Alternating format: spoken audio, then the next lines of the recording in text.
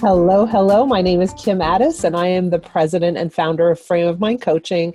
And you have just joined the Frame of Mind Coaching podcast, where we invite leaders from all over the world to join us on the podcast to get coached live and in person. Today, I have a special guest. She's a friend, she's a colleague, she's a former client of ours. Her name is Michele Nevarez, and she is now the president of Goleman EI and Brain Capital. Michele, welcome. Thank you, Kim. So great to be here and to be on the show. I really appreciate it. So everybody knows Goleman. Fill us in. What do you do? What is Goleman? What are you up to? Where are you in the world? Just kind of give us a little bit of context before we dive into a coaching conversation. Perfect. Okay. So Goleman AI was founded, ironically, 2 years ago today. Wow. On April 1st. Happy anniversary. Thank you. And we've been going for about 5 years total. We were incubated within a company called Keystep Media. And during that time, we developed a suite of products. I helped them do that with a small team. And since that time, have launched our own coaching certification program, and a suite of products and offerings that are specific to emotional intelligence. And just sort of briefly, to kind of give you a sense of the kind of work we do consulting mainly with both business clients as well as people who want to come and be coached or take part in our online programs. And the thing that distinguishes us is that we like to teach people not only about the concepts of EI, but how do you do it? How do you implement it? How do you apply it? How do you build EI in your own toolkit and repertoire of skills? And that's what makes us unique and different. So in a nutshell, that's what we do. So give me a little piece, like a sample of that. Where might I learn a concept and then apply it? Awesome. I'm just interested. Cool. So there's a couple things. Our online programs have that design built into it. And so, for example, somebody can tune in from anywhere they're at in the world and at their own pacing, go through our courses, which have a design of where you learn a little bit. And it's either a snippet of a video, usually of Dan talking to a subject matter expert, maybe in neuroscience or leadership, and they hone in on one aspect of EI. And or we have an article or something very brief, 2 to 3 minutes, because people are busy. They don't have a lot of time to do things. Yeah. And then they get an immediate assignment. So let's say they learn about, how perception works in the brain. Then that day they might be given the assignment to notice their mood shifts or their triggers or the things that don't sit well. What gets them sort of riled up, what has valence or salience for them. And then they're asked to journal about it or reflect on it. And they can do that either on their own, they can do that as a group, or they can do that as part of a coaching process. And so that's the general thought process of how do we not just think about these things, but how do we do them and apply them and really get them to stick? Okay. So you mentioned a guy named Dan. For those of us who are listening who may not know who Dan is, can you just fill us in? Sure. So Daniel Goleman is the person, we could say, who popularized emotional intelligence. So originally it was a concept that didn't originate with Dan. Rather, it was Peter Salovey and John Mayer, who Peter is now I believe the president of Yale, and has written his own books on it and has his own model of emotional intelligence. But Dan first wrote about the concept of emotional intelligence within the context of business in 1995 with his first book. Has written many, many books since on the topic and related topics. So he, I think it's fair to say, is probably the world's leading expert as it relates to his model of emotional intelligence. Right. So, and I'm, again, before we jump in, how did you get involved with these people? How did you get to be the president of Goleman EI? That's a great question. So it's a little bit of a long story, but I'll try to take a shortcut. So back in, I guess it was 2000, it's right around the time I met you, Kim, maybe 2014. So just a little after I met you, I was headed through an airport when I worked for Banner Health as a CHRO for one of their hospitals in Colorado. And I picked up a book called The Emotional Life of Your Brain. It was written by Dr. Richard Davidson, who's a neuroscientist based at University of Wisconsin. And I started working with he and his team to take his work specifically into the business world. And his work led me to Jackson Hole, Wyoming, where we were engaging with the entire community of leaders and elected officials. And I ended up moving to Jackson Hole and going to work at the hospital there because of that project I was engaged in. Mm-hmm.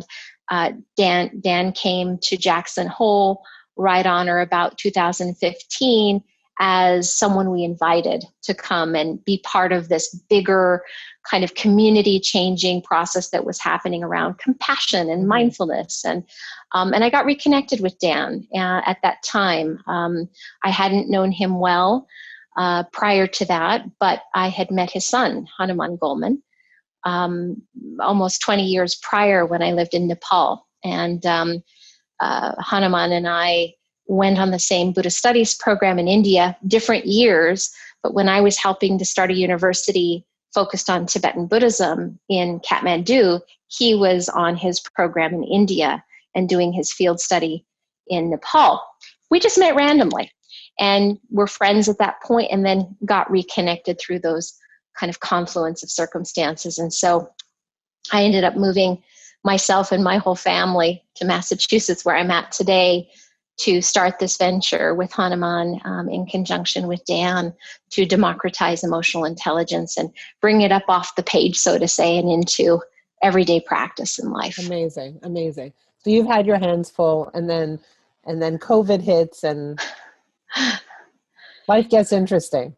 So I want to kind of jump in. What would you say right now is your greatest challenge? I know you have a lot of balls you're juggling. What's your greatest challenge? That's a great question. I just have to decide to pick one. I'll pick one that I think is probably something that a lot of people struggle with, who are either solopreneurs, entrepreneurs, parents, you name it, like one among many things that they do. So for me, it's, I'm not going to say work-life balance. I think you and I have similar views about work-life balance. Yeah. That I was trained by you, so it's not a wonder that I think the same thing that you do. I think it's simply a matter for me of I'm involved in too many things. And I have I think the underlying issue that I could use some help with is why can't I let go of some things? And why am I finding it so hard? It's not even about saying no. I don't have a hard time saying no to the things I know I need to say no to. It's that there are too many things to say yes to that really touch my heart and that are meaningful to me. And therefore I have a hard time differentiating between what I get involved with and what I don't. And the person who ends up suffering is me, as well as my endeavors to some degree, because, well, it's obvious as one person, you can only do so much. So go back. I want to know, what is the cost to you specifically? Describe it. So what are the things you're taking on? And then what's the impact on you? How does it play out for you personally, professionally, from a family perspective, et cetera? Yeah. Not well. So I'll just show you the little, literally, scar that I have for how it plays out. Where's that scar here? Oh my, okay. That's spinal surgery that happened this time last year.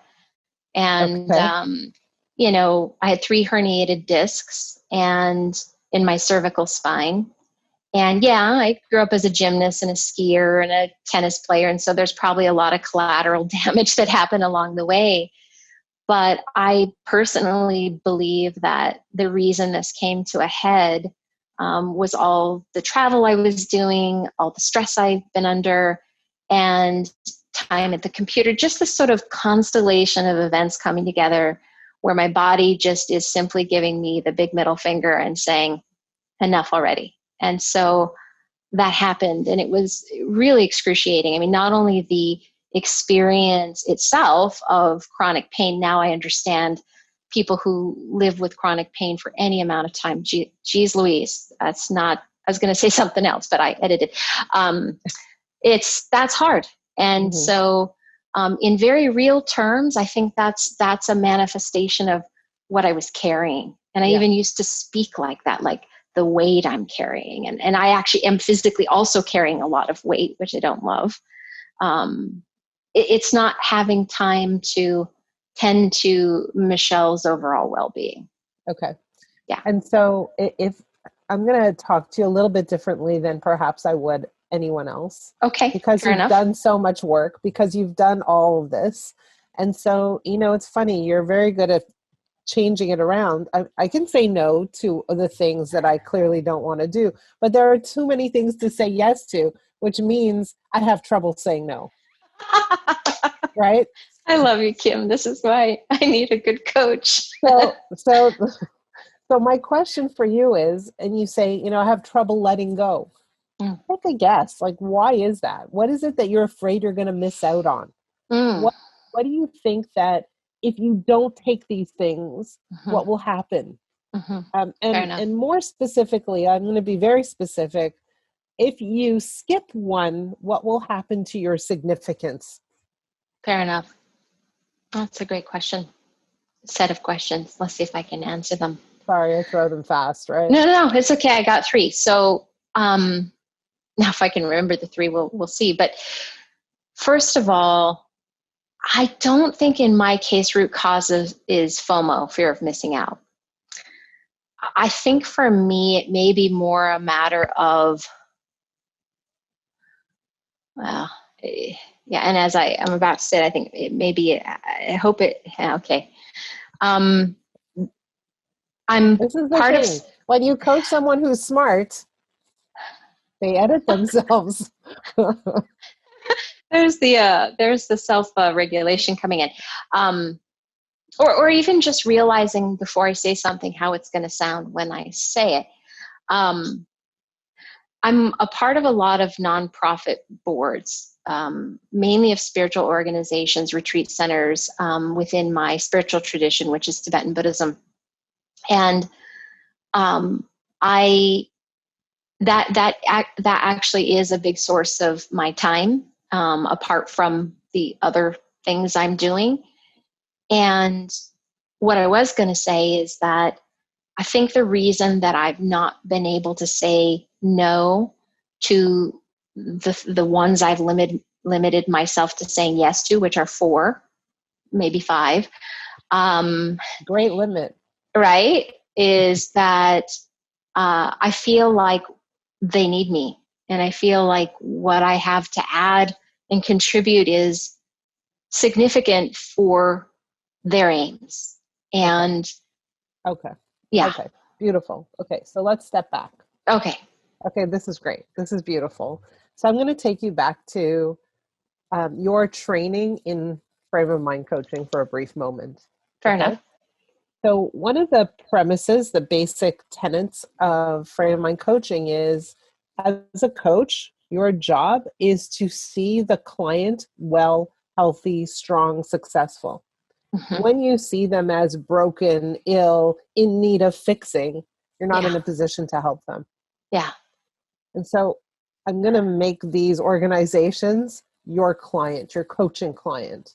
Okay. When you say they need me, what are you also saying? That without me, they won't be okay. Correct. And so that's clearly not serving you. Yeah. And in some weird, twisted way, it's not actually serving them. Yeah. I hear you. Crazy, right? Mm-hmm. And so, step 1 is, what do I believe to be true about this organization? And how must I see them in order for me to be able to say, you're okay, you're good, you're going to thrive, you're going to be well, you're going to do well with or without me. Right. And I serve you better by taking care of me. Right. And you know all this stuff. I do. I know. Yes, it's true. But I think it's great. Go ahead. But you see, right? The key part here is that if Michelle's shoulders are already burdened, then her ability to contribute becomes less and less and less and less. Yeah. And so, the question that you want to ask is, I know that you want to have an impact. That's clear. I know that you are having an impact. And I want you to kind of go inside and say, what's the desire? And just Yeah. like for me, I look at my business and I know we're doing a lot of good things, or I know we're doing a lot of things good, but we're not doing everything excellently. The one thing we do excellently is coach. Yeah. Do we do our marketing excellently? We don't. Do we do, do we do our podcast excellently? It's pretty good, but we can step it up, right? Like there's all the things that we can be doing with excellence. Yeah. And we can't do everything with excellence if we're doing all the things just good. Right. And I know that wasn't exactly English.